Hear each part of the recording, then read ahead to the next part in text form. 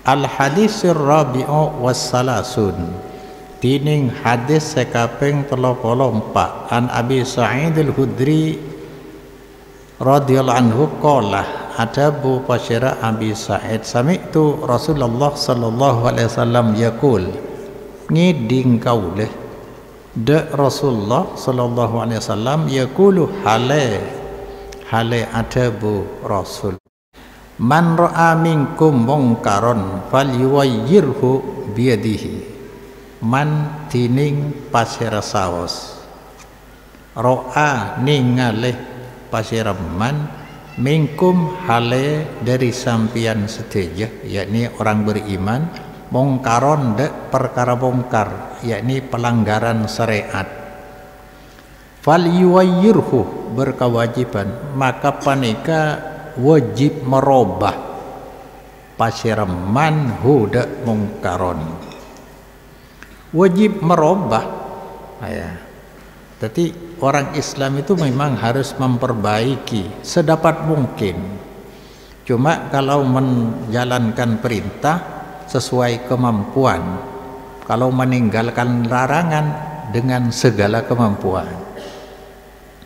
Tidak boleh tawar-menawar kalau meninggalkan, karena meninggalkan siapapun bisa melakukan, tetapi menjalankan tidak semua orang mampu melaksanakan, tetapi sesuai dengan kemampuan.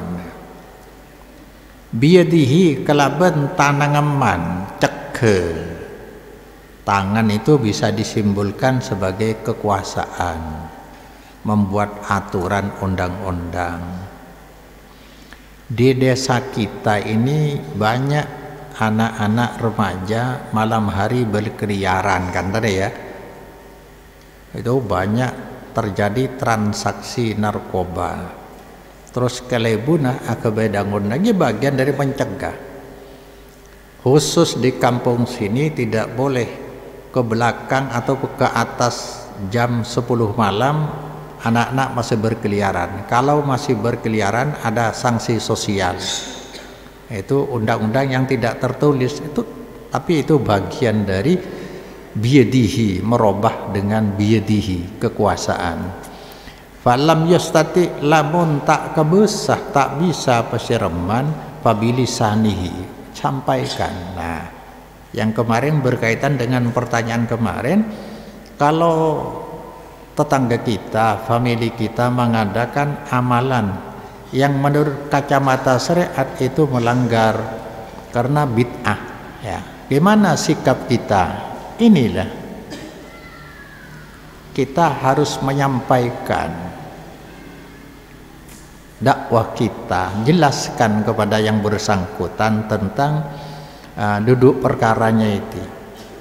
Kita harus selalu bersaudara, kita harus selalu, apalagi sesama muslim, bersaudara. Tapi ini larangan agama. Kalau Anda masih mengiyakan, tidak mencegah dengan cara yang ditawarkan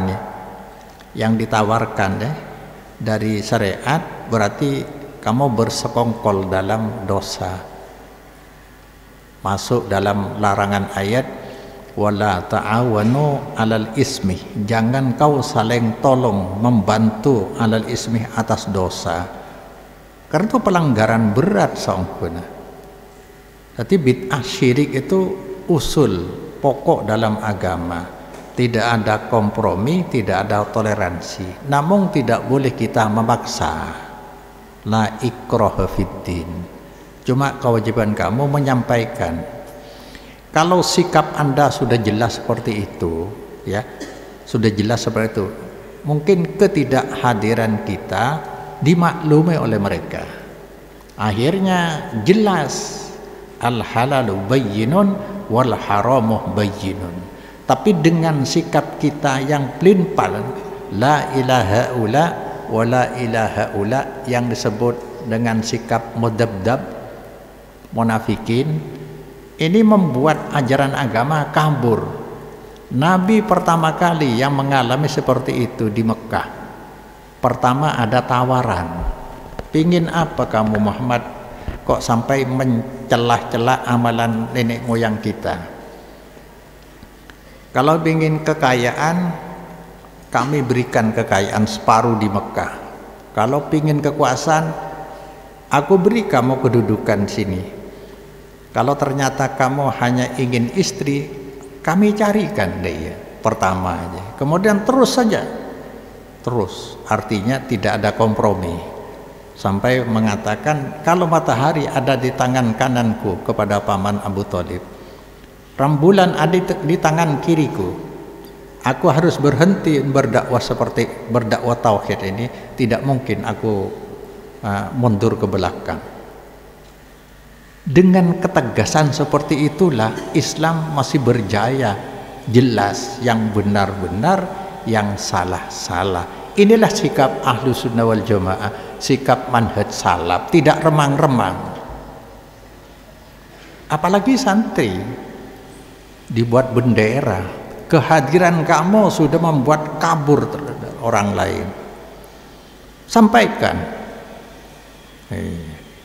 kemampuan kamu bicara, masa bicara nggak berani?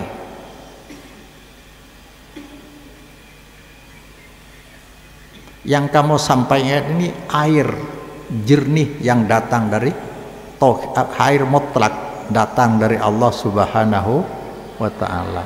Sedangkan amalan-amalan kombinasi bid'ah, budaya dan tradisi dan syar'i itu bagaikan minyak hasil racikan budaya masyarakat, pasti tidak akan pernah bersatu air dengan minyak, tak mungkin. Itulah cara Allah ingin menyelamatkan akidah atau pemahaman orang yang bermanhaj salaf. Seperti itu Nabi kita seperti itu, 3 tahun diisolasi sampai akhirnya diusir karena tahap yang kedua tidak diterima, intimidasi, akhirnya harus keluar dari Mekah, kalau tidak kau harus mati. Luar biasa. Pindah, karena pindahnya Nabi mengikuti saran dari wahyu. Makanya endingnya dimenangkan oleh Nabi. Ketika umroh ke Mekah, kafir Mekah semua tunduk. Turun ayat, idza jaa nasrullah wal fath wa ra'aitan nasa yadkhuluna fi dinillahi afwaja. Coba pikir ya, satu orang Muhammad buta huruf, orang miskin buta huruf, di Mekah sudah mapan, jago-jagonya itu. Allah kuasakan kepada Muhammad anak yatim piatu. Karena keteguhan itu, intan surullah yansurkum wa yusabbit aqdamakum. Kalau kau tolong agama Allah, pasti niscaya Allah menolong kamu dan meneguhkan pendirian kamu, prinsip kamu bisa teguh. Iya, karena kita ini akan meninggalkan dunia ini, kita masuk ke alam lain, di sana kita akan berbahagia. Seperti kita berpuasa sekarang ini. Untuk apa lapar-lapar? Untuk tidak lapar di alam nilai, di tempat istirahat. Dunia tempat ujian. Fa'allam yastati muntak kabesalesan ngocak le kalau besar. Fabi qalbihi atena lekah. Loh menjadi berat aja. Sebab kifur dibuat bendera, dibuat iklan, dibuat dalil oleh orang lain yang tidak mondok. Itu saja yang mondok berapa tahun, 10 tahun masih hadir, apalagi seperti kita, gak jelas lah dari rumah itu. Kan tak mungkin orang bertanya, diamnya kamu sudah berarti setuju. Kalau demikian kamu tidak punya prinsip apa-apa, tidak punya nilai iman. Wadzalika at'aful iman. Yang demikian itu iman yang paling lemah. Nabi Ibrahim cerai dengan orang tuanya, dengan berhala, dengan kaumnya. Falamma tazalakum wa ma ya'buduna min dunillah wahabna lahu ishaq wa yaqub wa kullan ja'alna nabiyyan. Ini bayarannya. Setelah Nabi Ibrahim memisahkan diri dari orang tua dan dari persembahan mereka, dari kesyirikan mereka, aku berikan hadiah Ibrahim, Nabi Ishak, keturunan Yakub dan Ishak, dua-duanya aku angkat menjadi nabi. Subhanallah, ini bayarannya. Ingat dulu ada seorang gadis yatim piatu hidup dengan neneknya, ya, hidup dengan neneknya di masa Khalifah Umar. Ketika inspeksi Sayyidina Umar malam hari ke kampung, kemudian mendengar suara sayup-sayup. Sudahlah, ayo campur nak. Siapa nyaman anak kan tadi ya, Maryam ya. Sudahlah nak Maryam, campur susunya itu, campur biar nanti dapat hasil keuntungan lebih besar, campur air. Maryam tidak mau. Kata si mbah, kata si nenek, kata Maryamnya, Sayyidina Umar kan telah mengatakan tidak boleh menipu pembeli. Wah, Umar itu kan jauh dari kita, orang-orangnya pun tidak tahu, dan semua seperti ini sudah dilakukan oleh orang-orang yang penjual susu campur air. Nah, kata si cucu, saya tidak akan pencampur. Nah, ini kalau saya ini lakukan berarti saya berpura-pura taat di depan Umar tapi tidak taat di belakang Sayyidina Umar. Tuhan Sayyidina Umar kemana? Subhanallah, praben deh kena suruh campur lo belum.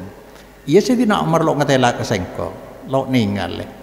Tuhan Sayyidina Umar Allah lo belum. Keding bi Sayyidina Umar ya. Tampang pandem sing malam keding kulak kune pentah. Arya yang berliar iman, bukan iman kerupuk berlian. Sampai akhirnya kamantong toronah andi Umar bin Abdul Aziz sampai dijuluki sebagai khalifah kelima. Bibit seperti itu yang harus kita cari. Ada kengerayu pese seket lekas romele kelebun lamel